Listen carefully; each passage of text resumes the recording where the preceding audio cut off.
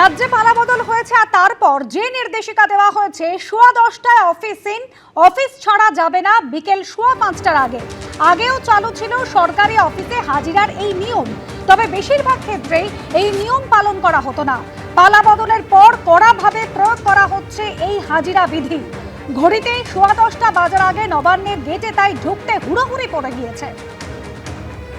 দেরি হয়ে গেলে অনেকেই শেষ মুহূর্তে একেবারে ছুটতে আসছেন। নতুন সরকারের আমলে কর্মসংস্কৃতি বদলের ছবি ধরা পড়েছে নবান্নের সামনে।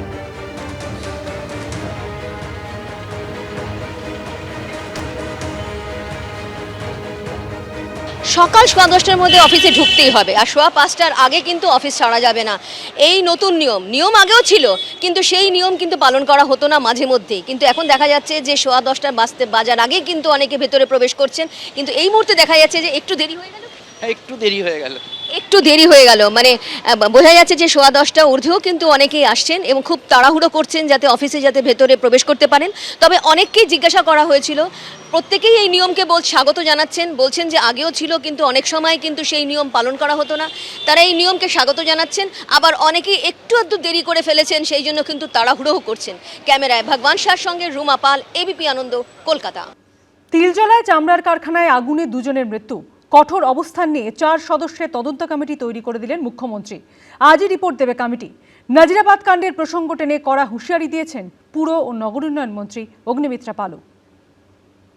বেআইনি কারখানা, এসব হবে না, চলবে না। নাজিরাবাদে অগ্নিকাণ্ডে স্বজনহারাদের পরিবারের ক্ষত এখনো শুকোয়নি। এবার তিলজলায় চামড়ার কারখানায় অগ্নিকাণ্ডে মৃত্যু হলো দুজনের। মঙ্গলবার তপসিয়ার জিজে খান রোডের এই কারখানায় আগুন লাগে। নিমেষের মধ্যে আগুন ছড়িয়ে পড়ে। এবার এমন জায়গায় জিনিসটা হয়েছে, দুদিকে গেট আছে, গেটের মুখী, এবার বেরোবার মতো সেরকম পজিশন ছিল। দুটো সিঁড়ি, ডবল সিঁড়ি, মানে দুটোই সিঁড়িতেই জাম হয়ে গেছে ওই আগুনের ঝাটকায়। এই ঘটনায় কঠোর অবস্থান নিয়েছেন মুখ্যমন্ত্রী শুভেন্দু অধিকারী। কলকাতার পুলিশ কমিশনার, পুর কমিশনার, দমকল সচিব এবং ক্ষুদ্র মাঝারি শিল্পের সচিবকে নিয়ে কমিটি তৈরি করে দেওয়া হয়েছে। বুধবার সকাল 11টার মধ্যেই রিপোর্ট দিতে নির্দেশ দেওয়া হয়েছে।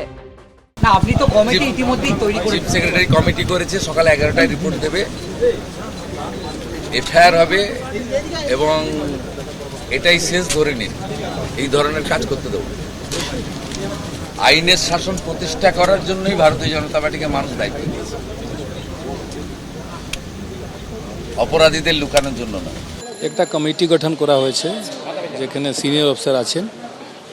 তো একটা রিপোর্ট তৈরি করা হবে প্রত্যেকটা বিষয় দেখে, কি বিল্ডিং পারমিশন ছিল কি ছিল না, ইলেকট্রিক্যাল কজ অফ ফায়ার কি আছে, ঠিক আছে, তারপরে ওইখানে ফায়ারের ইকুইপমেন্টগুলো ছিল কি না, কাজ করেছে কি না, এই সবগুলো দেখে কমিটি একটা রিপোর্ট দিবে গভর্নমেন্ট কাছে।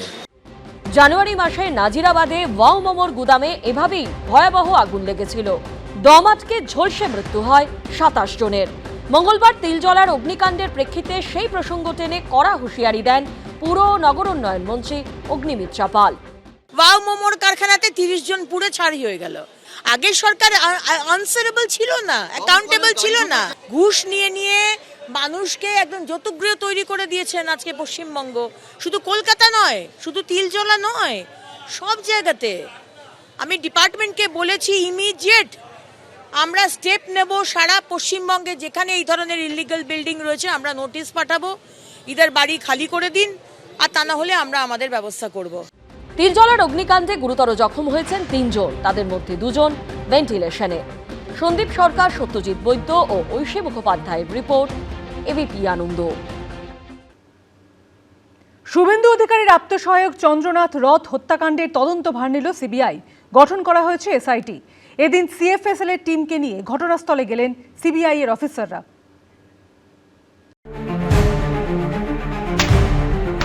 শুভেন্দু অধিকারীর আত্মসহায়ক চন্দ্রনাথ রথ খুনের ঘটনায় এবার তদন্ত ভার নিল সিবিআই। সূত্রের খবর, রাজ্য সরকারের তরফে সিবিআই তদন্তের অনুরোধ করা হয়েছিল। তার প্রেক্ষিতে 7 জন সদস্যের স্পেশাল ইনভেস্টিগেশন টিম বা এসআইটি গঠন করেছে সিবিআই, যার নেতৃত্বে রয়েছেন ডিআইজি পঙ্কজ কুমার সিং। মঙ্গলবার সিএফএসএল এর টিমকে নিয়ে ঘটনাস্থলে যান সিবিআই অফিসাররা।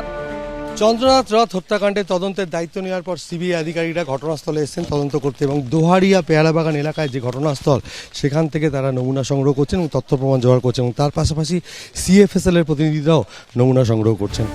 মুখ্যমন্ত্রী পদে শুভেন্দু অধিকারীর শপথের 3 দিন আগে 6 মে রাতে মধ্যমগ্রামে রাস্তা আটকে গাড়ি ঘিরে পয়েন্ট ব্ল্যাঙ্ক রেঞ্জ থেকে গুলিতে ঝাঁঝরা করে দেওয়া হয় চন্দ্রনাথ রথকে। ঘটনায় উত্তরপ্রদেশ ও বিহার থেকে 2 শার্প শুটার সহ 3 জনকে গ্রেফতার করেছে পুলিশ। তাদের 13 দিনের পুলিশ হেফাজতে পাঠিয়েছে আদালত। কিন্তু এই সুপারি যাকে দেওয়া হয়েছিল সেই ব্যক্তি এখনো পর্যন্ত পলাতক অবস্থায় রয়েছেন এবং যিনি এখান থেকে সুপারি দিয়েছিলেন তাকেও এখনো পর্যন্ত ফিক্স আপ করা যায়নি। এই চক্রটা কমপ্লিট হলে, অর্থাৎ এই বৃত্তটা কমপ্লিট হলে গ্রেফতারির পুরো মোটিভটা, কেন খুন করা হলো শুভেন্দু অধিকারীর আত্মসহায়ককে, এই পুরো ছবিটা স্পষ্ট হবে। এর মধ্যে ঘটনার তদন্তভার নিল সিবিআই। সূত্রের খবর, ডিআইজি পঙ্কজ কুমার সিং এর নেতৃত্বে সিবিআই এর এই টিমে দিল্লি, পাটনা, ধানবাদ, রাঁচি এবং লখনৌয়ের কর্তব্যরত অফিসারদের রাখা হয়েছে। সিবিআই সূত্রে দাবি, যে রাজ্য থেকে আসা আততায়ীদের চক্র এই গোটা হত্যাকাণ্ডের পেছনে ছিল সেই সমস্ত রাজ্যের আধিকারিকদেরই এই টিমে রাখা হচ্ছে। এরই মধ্যে সামনে এসেছে আরও চাঞ্চল্যকর তথ্য। বিহারের বক্সার থেকে ধৃত ময়াঙ্ক রাজ মিশ্র নিসান মাইক্রা গাড়িতে এসেছিল। খুনের আগে যশোর রোডের বিরাটি মোড়ে গাড়ি থেকে নেমে যায় এসে। এরপর গাড়ি চলে যায় বারাসাতের 11 নম্বর রেলগেটের সামনে। সেখান থেকে গাড়ি ইউটার্ন করে বৈদ্যুতিন সরঞ্জামের একটি দোকানের সামনে মধ্যমগ্রামের দিকে মুখ করে নিসান গাড়িটি রাখা হয়। 6 মে খুনের দিন বিকেল 4:05 থেকে সন্ধ্যে 6:55 পর্যন্ত সেখানেই পার্ক করা ছিল গাড়িটি। তারপর গাড়ি রওনা দেয় মধ্যমগ্রামের দোহারিয়ার দিকে, যেখানে চন্দ্রনাথ রথকে খুন করা হয়। সেদিন দুপুরে যখন গাড়িটি বারাসাতে ছিল তখন তার ছবি সিসি ক্যামেরায় ধরা পড়ে। আমরা এই মুহূর্তে যেখানে দাঁড়িয়ে রয়েছি বারাসাতের 11 নম্বর রেলগেট সংলগ্ন জায়গা। গত 6ই মে যেদিন চন্দ্রনাথ খুন হন সেদিন বিকেল 3:46 যে সিসিটিভি ফুটেজ, সেই সময় দেখতে পাওয়া যাচ্ছে যে ঠিক 3:46 ওই নিসান মাইক্রা গাড়ি, যাতে ভিন রাজ্যের দুষ্কৃতীরা আসে, যে গাড়ির নাম্বার প্লেট ট্যাম্পার ছিল, সেটা এই রাস্তা দিয়ে এসে ঠিক এখানে ইউটার্ন করে। পুলিশ সূত্রে আরও দাবি, 6 মে রাত 10:10 অপারেশন সেরে শার্প শুটার রাজ সিং ও ভিকি মৌর্য এবং তাদের সঙ্গী ময়াঙ্ক রাজ মিশ্র 3 জনই রাতে শিয়ালদা স্টেশনে পৌঁছয়। তারপর মধ্যরাতে ট্রেন ধরে উত্তরপ্রদেশের বালিয়া ও বিহারের বক্সায় পাড়ি দেয় তারা। আবার যেহেতু বিমানবন্দরের কাছ থেকে আততায়ীদের ব্যবহৃত একটি মোটর বাইক উদ্ধার করা হয়েছে, তাই আততায়ীদের কেউ বিমানে পালিয়েছে কিনা তাও খতিয়ে দেখা হচ্ছে বলে পুলিশ সূত্রে খবর। তদন্তকারীদের অনুমান, গোটা অপারেশনে 2টি মোটর বাইকের পাশাপাশি একটি স্কুটারও ব্যবহার করা হয়েছিল, যদিও সেটার কোনো খোঁজ পাওয়া যায়নি। ময়ূখ ঠাকুর চক্রবর্তী, সমীরণ পাল, বিজেন্দ্র সিংহ, এবিপি আনন্দ। এবিপি আনন্দ, এগিয়ে থাকে, এগিয়ে রাখে।